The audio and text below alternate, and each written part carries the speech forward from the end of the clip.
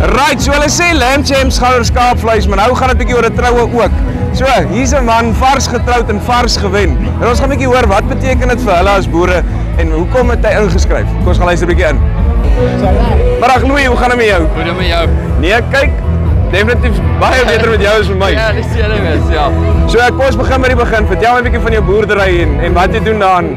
Daai wêreld vir julle. Wel, ons wêreld is 'n nederige en 'n taai wêreld. So Meatmaster vir my doen baie goed. Ek hou nie van voer nie. Ek hou van 'n natuurlike ding grootmaak. So sorg dat dit net nie gevang raak nie, maar dis maar ons wêreld daai. Kom ons praat 'n bietjie oor daai einste Meatmaster wat jy nou gebring het wat gewen het. Vertel my 'n bietjie, wat dink jy het hom op 'n ander vlak gesit? Wat op die einde van die dag net die vleis so laat brood? Ek dink nie noodwendig hy is net op 'n ander vlakkie. Ek dink maar net hy's net meer natuurlik groot geword. Loop baie lank op die veld. Ons het goeie weidings op die veld, so ja, dit lyk net serieus is kwaai, maar ek dink dan net die veld het goed gedoen en die karkas was mooi. Hoor jy Louis, ek gaan nie lank besig hou nie, man.